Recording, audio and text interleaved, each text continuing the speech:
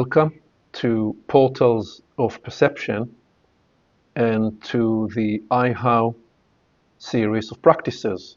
IHOW stands for Internal Human Orchestra Work, where a core premise is that we humans, we are not just one being, one thing. We are many lives, many inner lives, many voices, many parts within. And what we endeavor to do in IHOW practices is to bring these different lives and different dimensions of who we are into a greater whole, a greater harmony, so they can talk to each other, encourage and fortify each other, offer wisdom and learning to each other. And so the IHOW journey is a journey of integration. Beth, Rob, Rita, Eleni, welcome.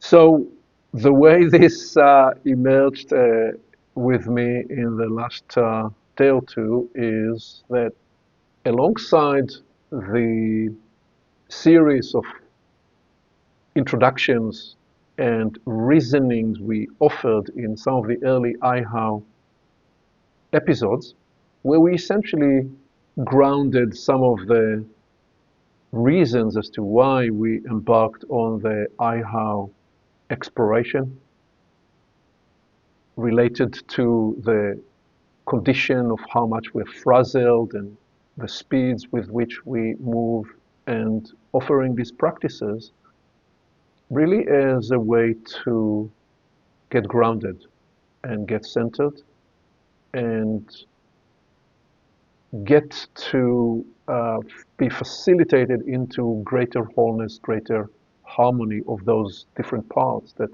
often in normal daily living, they will run on different speeds. So over and above these, which we attended to in some of the explorations to do with making space, creating larger interior space and energetic space, we are embarking today on a new series of explorations. The series is going to be about subtle sense organs, discovering the subtle sense organs. And today, this episode, my working title is The Subtle Sense Organs, the Many Levels of Touch. And so it occurred to me that there was a reason to weave an additional context, which I'm going to attempt to do in a compact way by weaving 4 layers, 4 dimensions of context, and the 4, if you like, moves that we bring as a result of these 4 dimensions of awareness into the work we do, and we'll use that as part of the context to explore today the many levels of touch, and specifically explore physical touch, energetic touch, and mental touch, which I'm also going to call filamental. I suppose I'm making a new word in the English dictionary. We have the word filamental, which is very much the way the mind works. It can send a filament to both internally, spaces internally in our human system, to the space around us and far out, and I decided to call it filamental touch because it sounds and feels right. So this is going to be the focus of the practice after we weave these 4 dimensions of context. And to begin, I'll simply say that in normal living, as we grow up, we come to appreciate that we have 5 senses.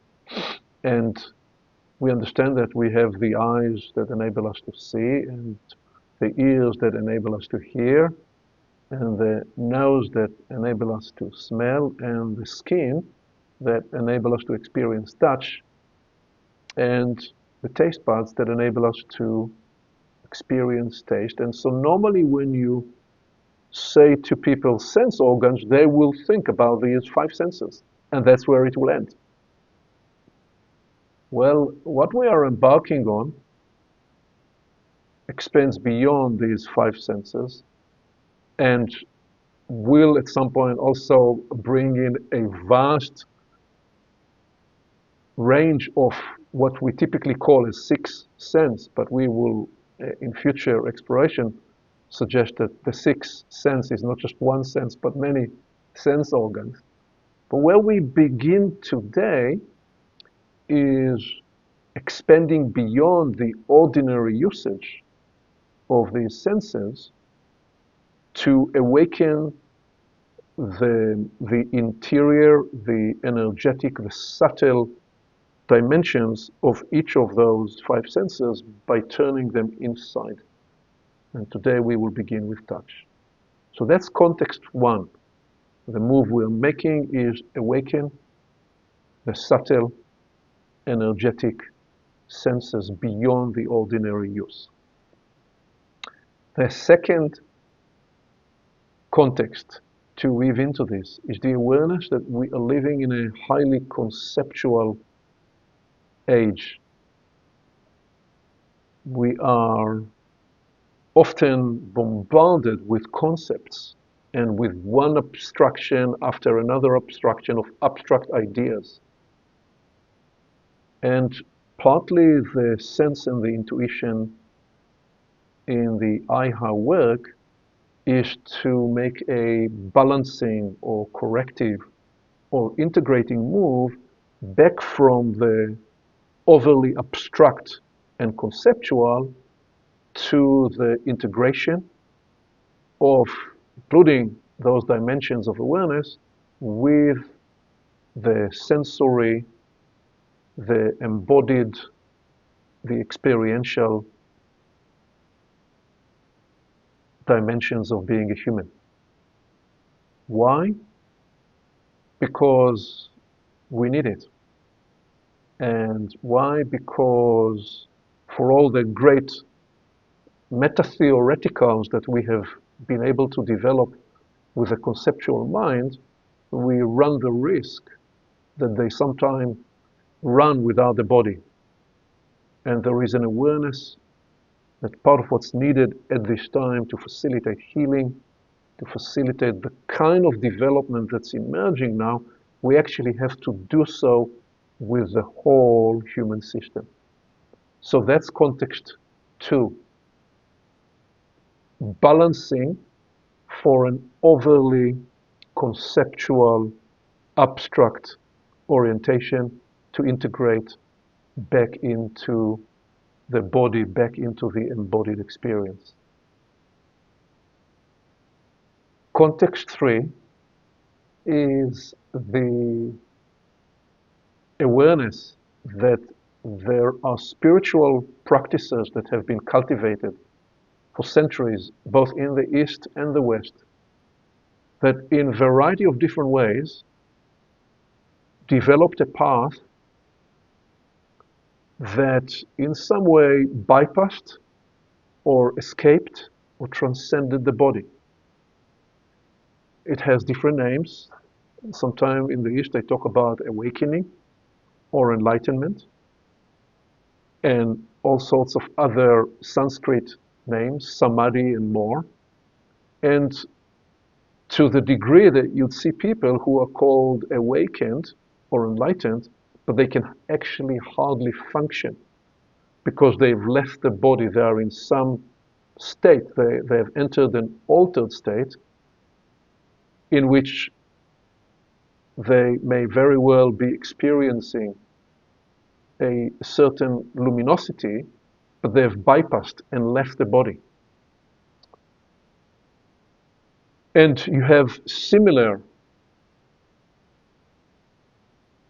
kind of experiences in the West, though they often in the West the tendency is more up and out, In the East, the tendency is more in and through, and then again up and out through some kind of a state of emptiness. And there are two or three nuances of awareness about this. These practices that are often part of perennial wisdom systems, they emerged in a very different time. And when we say very different times, there are again two dimensions to it. One aspect is that physical life, just living in those ancient times, often involved, in many circumstances, involved a lot more physical struggle than life today, life of convenience and comfort. So in many circumstances, the best thing they could do was bypass the body, get into some altered state, and actually practice from that place a reflection and meditation about the temporary nature of carnal experience and contemplate about the point of transition through the experience of death and actually prepare themselves for the next tour of duty in the next reincarnation. So there are many good reasons in terms of the difficult condition, and also there wasn't necessarily access to the kind of potential that's available and is coming online at this time. So especially in the East, but again also in some esoteric practices in the West, the search to find a quick or slow, but nevertheless, path to that altered state that in some sense had a touch of the cosmic and left behind the planetary turmoil and struggle was a sought after, desired outcome for many. What we are observing is we are living in a very different time. The struggle now is more mental than physical, more psychological and more spiritual than what it was, say, 2,000 or 3,000 years ago. Observation one. Observation two, the kind of development and spiritualization that's emerging, that's possible now, invites us to do so as a whole human, inside the body, inside the embodied experience, because the new universal capacities that are coming online actually involve coming through this planetary experience, if you like, bringing the universal into the planetary dimension and the planetary experience. So that's context three. The tendency to bypass and escape the embodied, the body experience, even when they talk about be here and now, the here and now that's offered in some of those practices is actually already into a state that escapes the embodied here and now. And so we are looking to offer in these series of explorations and in the pathways we will explore to awaken the subtle senses, we are not bypassing, we are not escaping, we're actually looking to find the integration that enables us to be more of the whole human that we can be. So that's context three. The fourth context has a tinge of defiance in it and is to do with the advent that we are in the middle of with the explosion of AI and the desire and the intent of many to delegate all cognitive function and all knowledge capacities to AI agents. This by itself deserve a much broader exploration. Its risk and its impact, especially on younger people, especially if they're exposed to it early in life, even when they form sense of identity and form a sense of attachment, with the risk that they begin to ascribe personhood to an AI agent and lose the capacity to interact in the way humans have interacted over thousands of years. So while those AI agents appear to trick us to believe that they are holding a conversation with us, actually they are not holding a conversation the way human is holding a conversation. They're simply making predictive analytical choices as to what is the most likely response that we want to hear and make us believe that they are holding a conversation with us.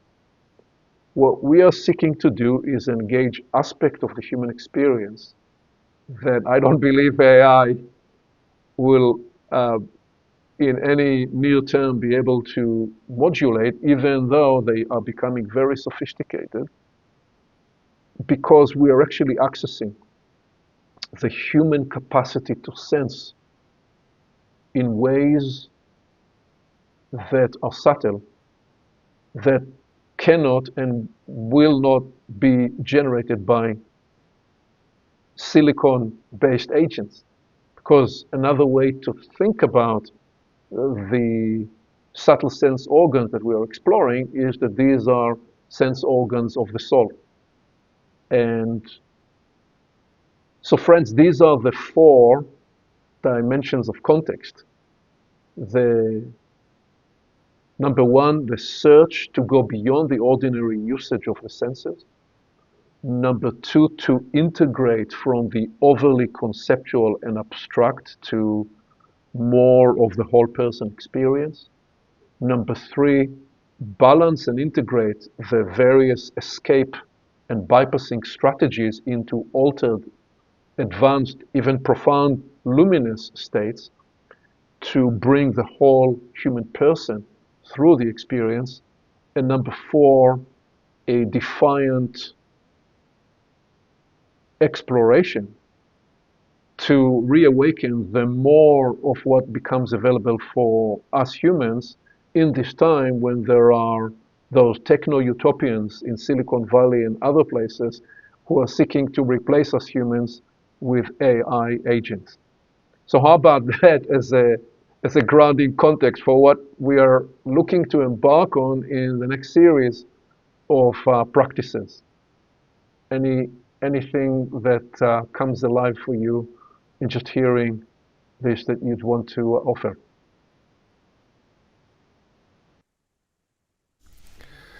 Well, you touch on some very vast domains, very vast. And for myself, I only start to realize the potential of these undiscovered domains inside of the human life.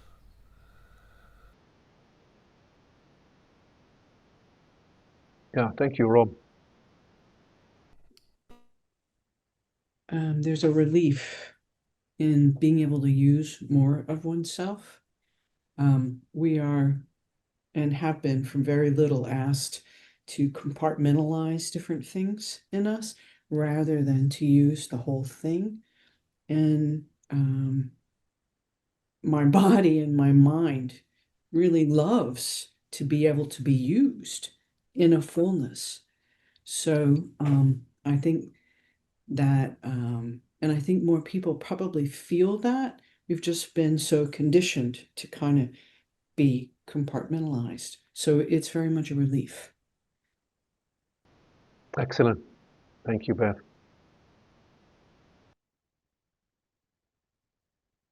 Really nothing to add at this point, more than just bring the eagerness to go live and explore on the table. That's, I feel, ready to go on a journey of exploring what you've just laid out, Aviv.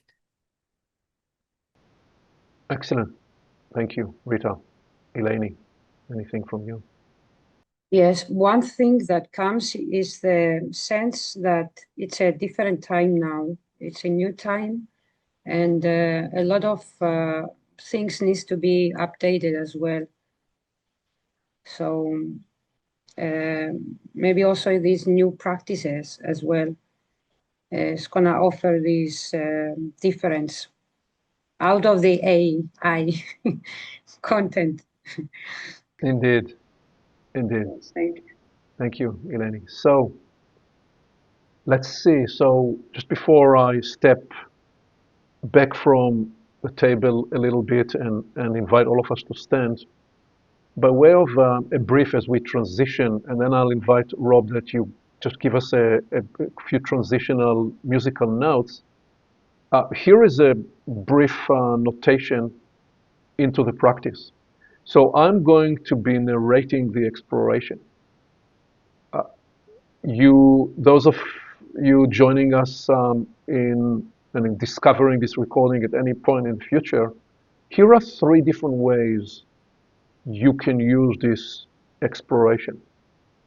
You can, number 1, follow closely the guided narration, especially when you do it for the first time, so that in a way my voice holds you in the hand, and you can equally look at the screen and follow the guidance visually from the way we are moving and responding on the screen. So that's number 1, to follow closely the guidance. That's your option 1.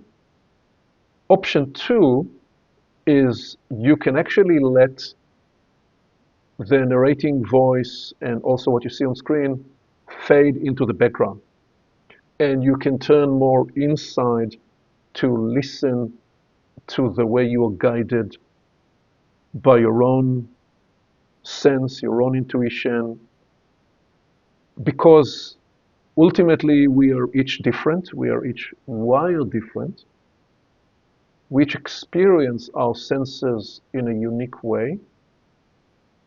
With each one of us, the subtle senses will show up in a slightly different configuration, partly shaped by upbringing and experience, partly shaped by astrology, partly perhaps shaped by the astrology of the people that raised us, and other influences. So our goal here ultimately is to invite you to liberate your own capacity. And so you can choose freely to use the recording as something that accompanies you in the background, and you're actually more moving inwardly to listen inside. And the third way is you can fade in and fade out, zoom in and zoom out, and do segments or seconds with the narration, and then explore inside. Ultimately, we bring the appreciation, the understanding that we are each wired differently. We each have our own natural speeds, natural cadence. And for each one of us, this exploration will be awakened in our own unique way.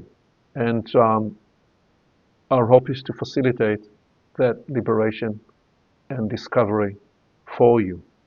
So with that, Rob, would you give us, please, a transitional segment here as we get arranged with cameras and step a bit back from the screen, please.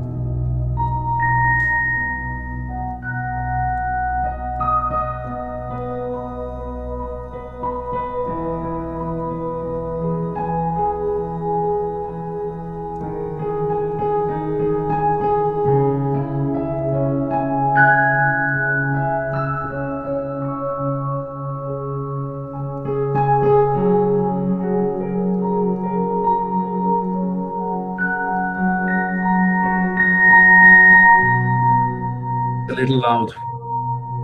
Actually, it's a little loud.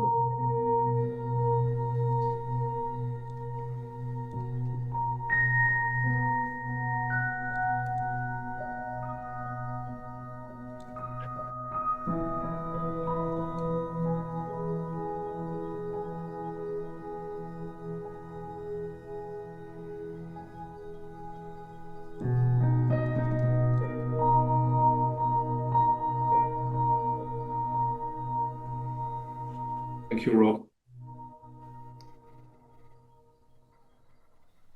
Okay, so let us discover and explore the many levels of touch. To begin with, just make sure you have sufficient space around you and that you are comfortable and you can move in the space. Yeah. And just first get relaxed and find your center. Sometime the way to find your center is to just move a little bit from side to side so you find your center to discover that you are truly grounded. You may want to take a deep breath, 1 or 2 or 3, and see that you're truly feeling settled.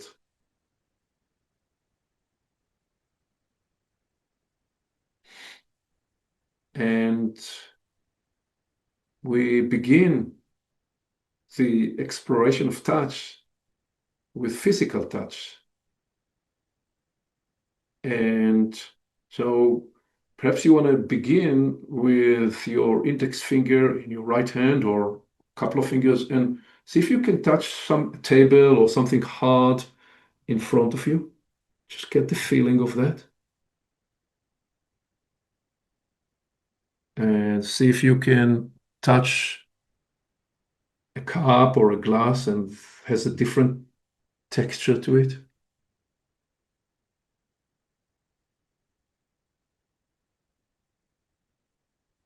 Perhaps you have a wall next to you that you can touch. Just note how rich actually is the registration of textures we can get when we pay attention. If you have something soft next to you, right? This is one of those things I clean my glasses with, so it has a velvet feel to it. The more we pay attention to the information we get from touch, the clearer it becomes that perhaps our vocabulary is even short of what we need. It's soft and hard or rough and smooth are insufficient. So at the moment, we're just touching different things, and you may touch, if you have a live plant next to you, you may touch the live plant as well.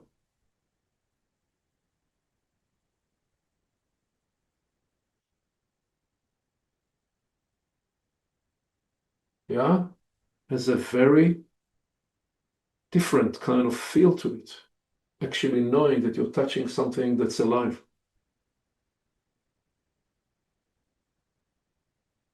Okay, and relax the hands, and now bring your hands, look at your hands, and say, let your right index finger touch the back of your left hand. Now you're getting 2 feedback loops, one from the finger and one from the back of the hand. You may touch the back of the other index finger or the back of the other fingers. And as you do, discover that they feel different.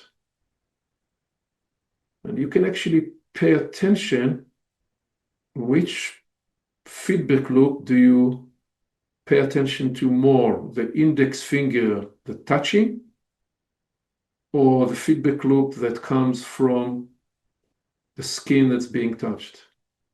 And then move to the inner side of the palm. Right, the inner side of the palm has got a very different sensitivity, actually extraordinarily richer sensitivity. And turn it to the other side, touch with perhaps the index finger of the left hand, the palm, the right palm, and the back. Compare the sense of touching the back and touching the palm. The way I experience it, when I touch the back, the index finger sensory input is louder. When I move to touch the palm that's being touched has this louder sensory input. This is an extraordinary discovery in recognizing that different parts of our skin develop different sensitivity. You can do the same on your arm. Right? So for evolutionary, biological, and survival reasons, we develop different sensitivity in different parts of our skin. And relax and release any impression. So we've just discovered that the physical touch has so many different dimensions to it, very rich spectrum of registrations that we can explore. Let's do one more. Let's see if you can reach to actually feel your pulse.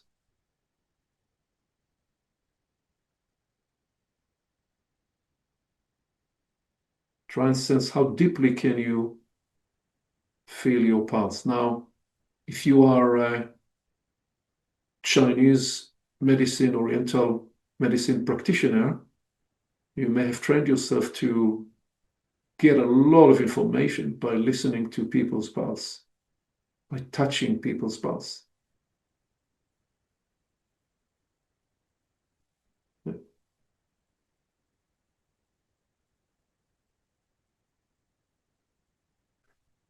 And release.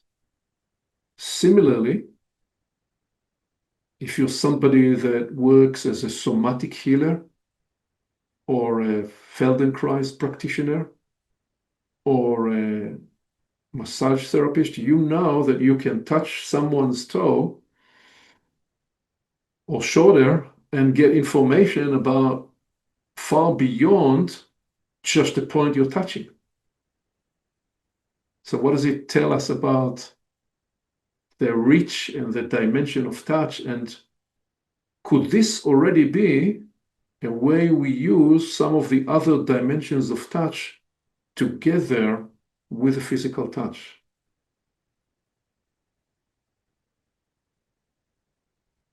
Okay, so let us now begin to explore energetic touch, the electromagnetic touch, by bringing the two hands close to each other, but without touching.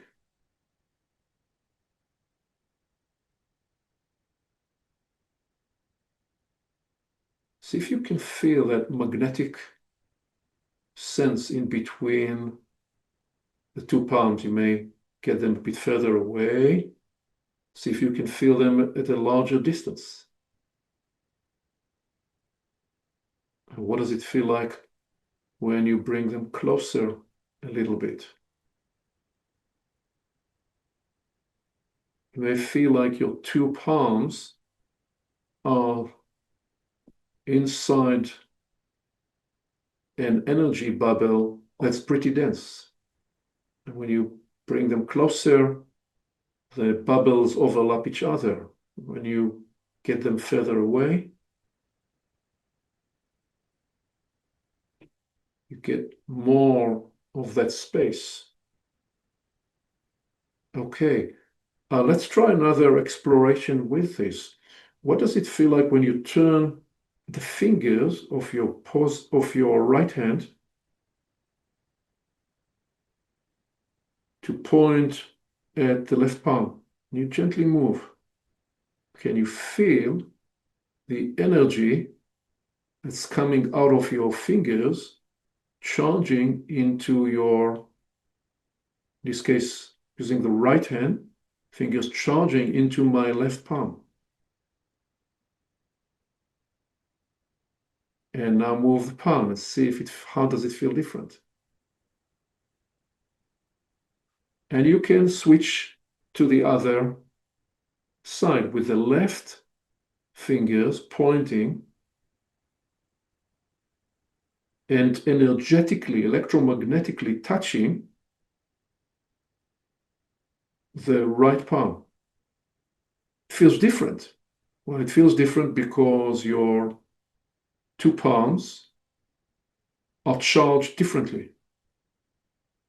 If you're a man, if you're living in a man's body, your right hand is charged positively and your left hand is charged negatively. And it's the other way around in the body of a woman. So now let yourself explore, say, with your right palm, the energy field all around from different sides because it feels differently on the back of the hand and down the arm, all the way perhaps even to the elbow.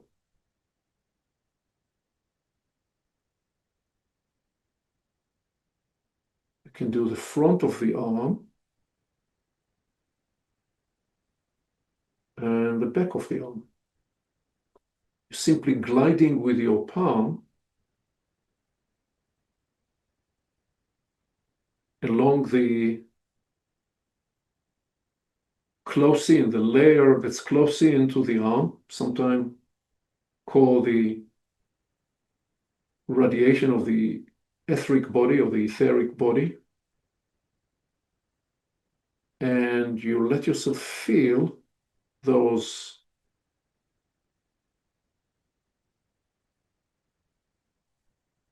this dimension of the energy in around your arm. And you can turn to the other side and do the same on the other side.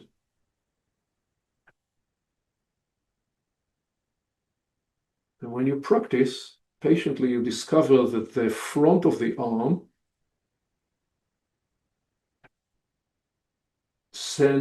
you sense it and it feels different to the back of the arm, to the elbow.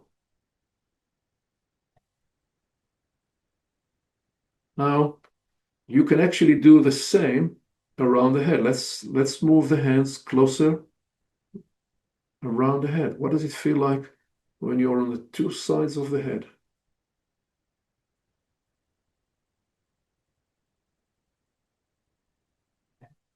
And you can move more to the front and more to the back. And sometimes it helps if you close your eyes because it allows more of an acute listening to the energy field. And you can even go high above your head and slowly, gently come closer.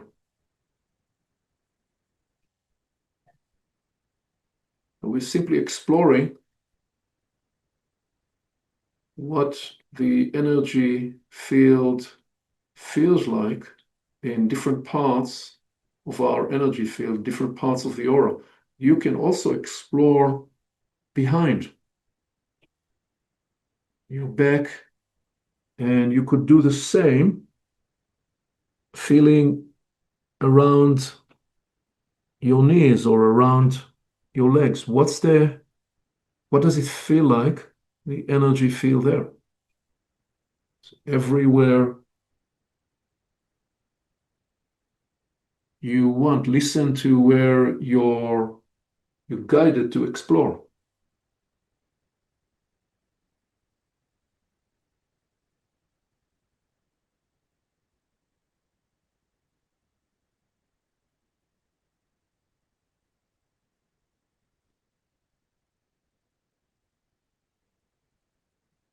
Okay, let us, with this energetic exploration, electromagnetic exploration, go one more space all the way above the head to the highest point you can reach. Just see what it feels like there.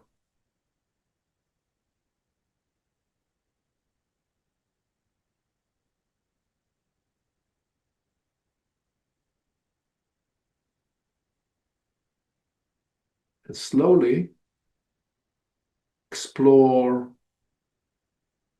that the distant reach you have in your aura. You're not really reaching with your hands all the way to the edge of the aura, also called the auric sheath, but you can feel what that field feels like. Some areas it's more tingling, some spaces, some parts it's more magnetic. You can do so to the sides. You can also do so a little more to the front. What does it feel like right here?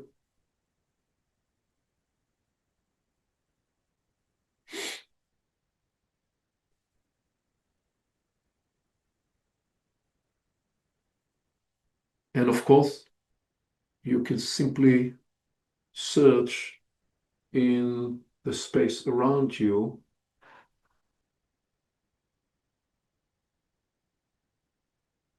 anywhere you feel curious and drawn to explore with your hands. If you're doing it for the first time, you may say, I don't know, I don't feel anything. My hands are going in the air and I don't feel anything. Great.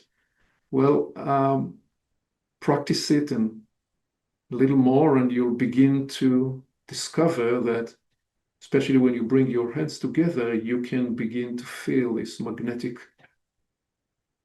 space in between your two palms. Okay, and release. Shake your hands a bit. So we have now explored first physical touch and its many textures, and now the energetic, the electromagnetic touch. And let's now bring a third dimension, the mental touch. So if you're going to bring your right index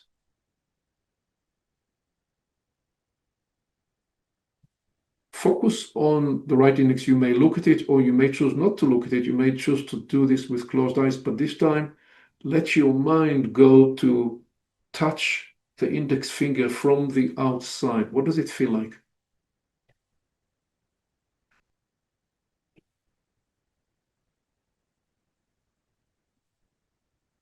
And as you explore, you may want to send this filamental touch of your mind inside the finger. What does it feel like on the inside?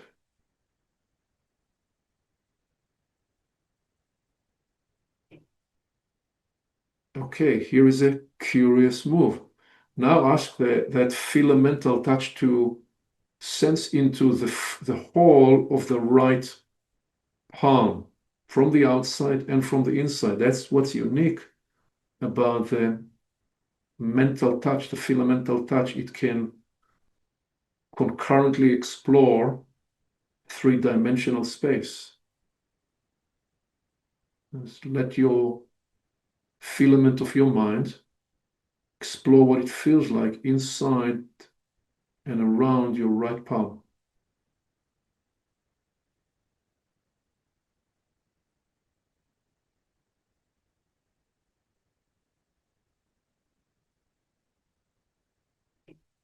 Right? It may become very tingly, or it may even produce a kind of a tinge of ache by bringing so much attention.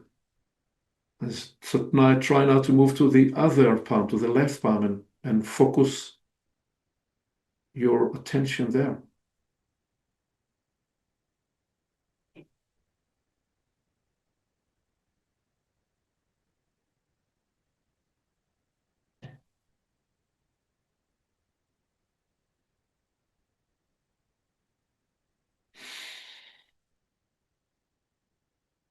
Okay, and listen inside and ask yourself which part in your body do you want to ask the mental filament, the filamental touch, explore. You may go, so I feel like I want to explore the big toe in my right foot. Let's see what it feels like.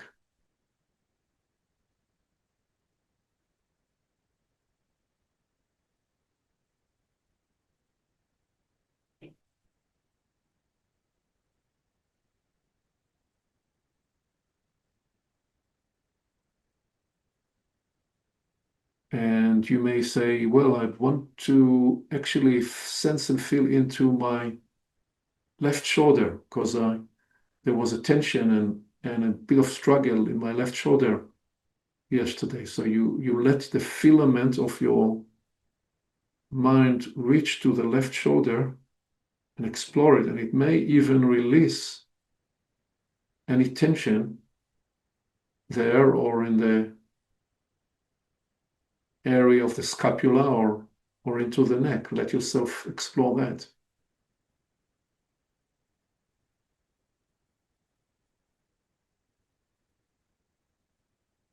So we're just touching, we're just playing with the reach of the mental touch, the filamental touch inside the body.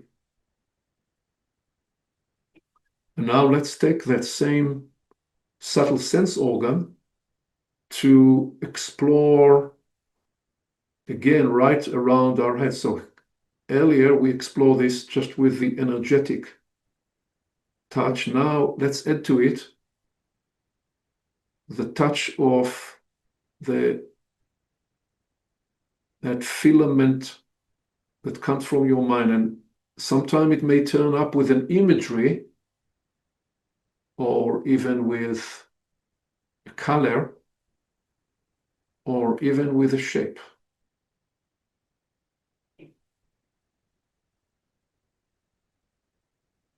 And let's try this now.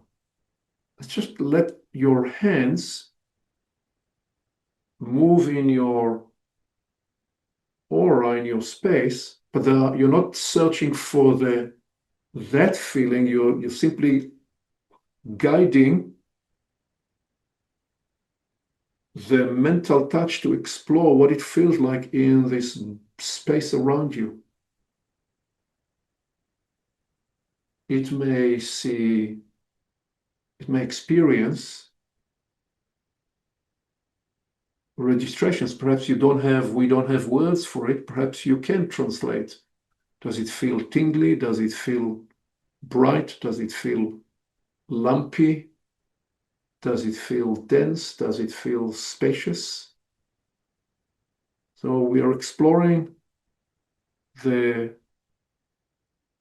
activation of the mental touch, which is different to imagery. Imagery may be something we can choose to project. This is one where there is a curious inquiry. Okay, so let's try one more thing. Just with your right index, go all the way on the top of your head.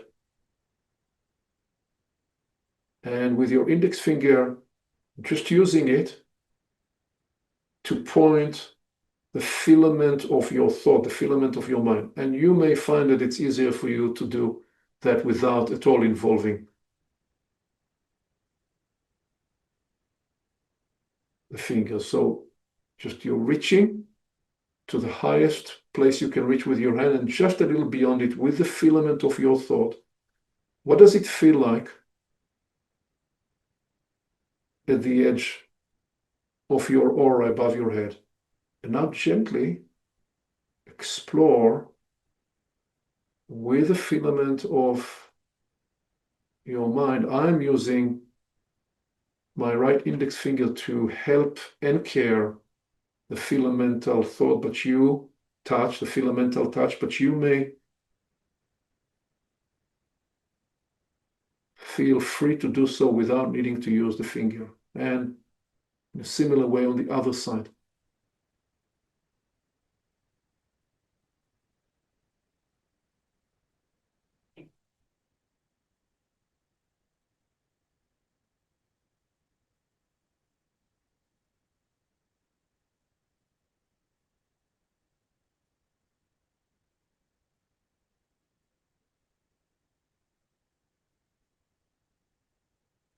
Okay, let's do one last thing.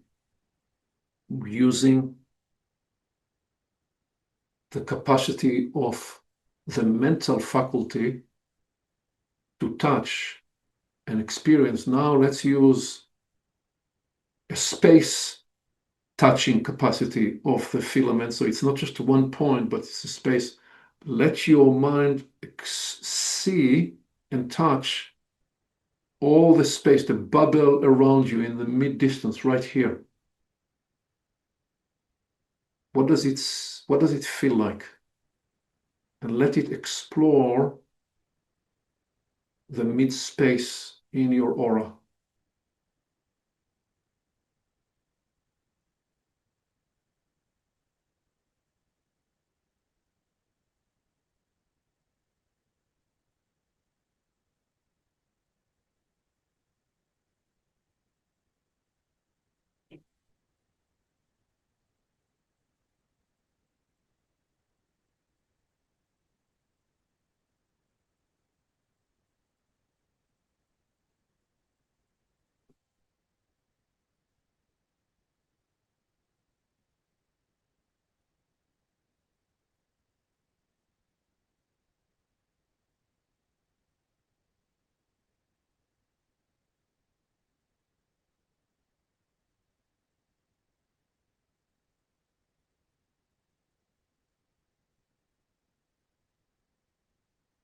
Okay, so we have just explored the beginning of the discovery of the many levels of touch: physical touch, energetic touch, and mental, filamental touch.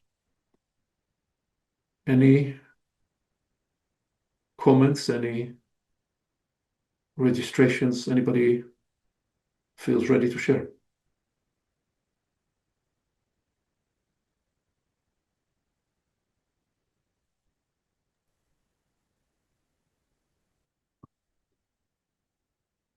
It's all right, actually, to come back in front of the camera, closer in.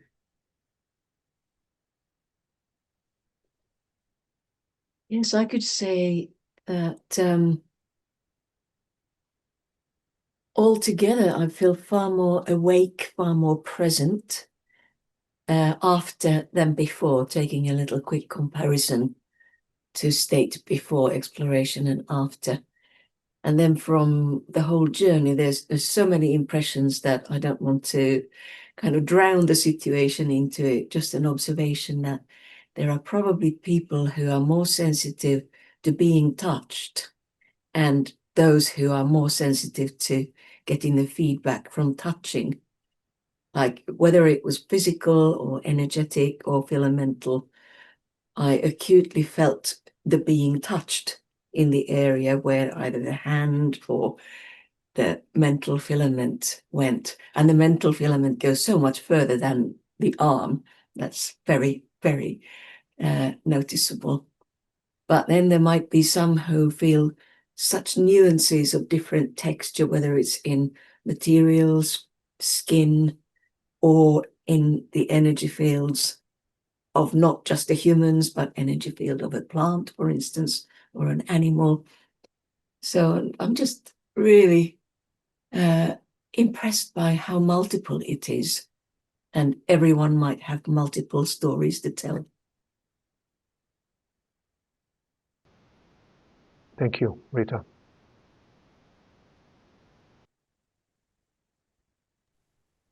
So there are two things that I would bring awareness to. Actually three. One, something in me really likes the multiple, playing with the multiple in a balancing, trying to find either the harmony or the synchronicity. And I think that may be part of our time, is that trying to handle a lot of things, but where it's a harmony instead of a difference. The second thing is that I notice at times, even in our exploration, sometimes I need to feel more energetic and energy aware, and sometimes I need to feel more grounded. And today, the need feels more in the body grounding rather than I can do the energy and I can do them together, but the need is actually in the physical grounding today, which is not always the case for me. So And that brings the third, which is that things change. As we play and explore and relax into this, our system can expand or contract according to the need of what we're doing. And it actually does it all the time, but being aware of it, you can actually decide to use it. So I was playing a little bit with that, and enjoying the exploration. Thank you, Beth. Yeah, I find it incredible how much the mental filamental, as it was introduced, how fast it can be picked up from the body, and how much it can also radiate into it and follow it in a way like scanning. But it's almost like the thread of it had a lot of power and also generation into it, where you can clean and rejuvenate and find yourself in a much, much better balancing position and energetic position than before. Thank you, Eleni. Yeah, this caused an increasing fluidity of the speeds and of the awareness going to different parts. And there was even a moment when I looked out of the window and there was a rose bush some 20 meters away from here. And there was this, would that be possible to touch that one? So fantastic, fantastic. Okay, thank you. So beautiful range of notations and awareness. First, that whatever way we show up to any exploration, we may be in a different parts of ourselves, in a different set of balances, and with different kind of needs. So we are not like a flute that you can just pick up and is always the same. Although I'm sure the profound flute players, and Rob may have a comment to this, will tell us, well, the flute is not the same every day. It is different, but the human experience is one where every time we choose to explore, our starting point is different. And part of the exploration involves meeting our needs and balancing and attending to our needs.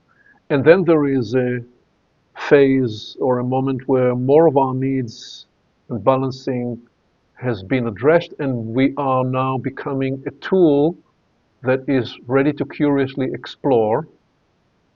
And it may go everywhere or anywhere. Rob, as you're saying, looking through the window, the filamental touch can reach the rose bush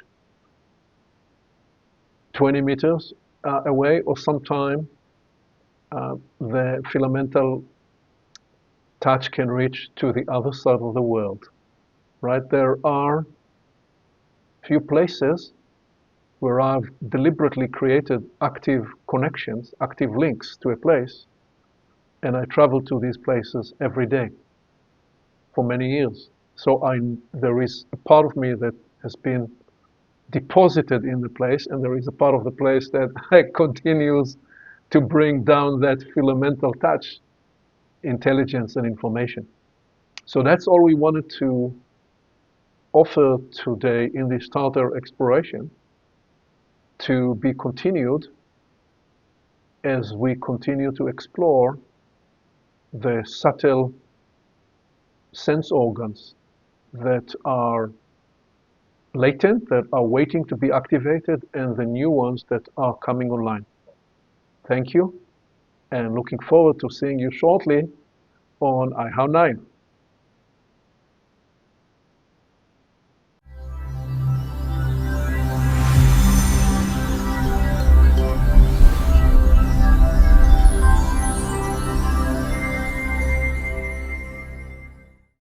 Along with our website at portalsofperception.org, Portals is also available on YouTube and on all podcast platforms, as well as social media. You can become an active member and join the conversation in community events. And you can help us get the word out by liking this content and by sharing it with your friends.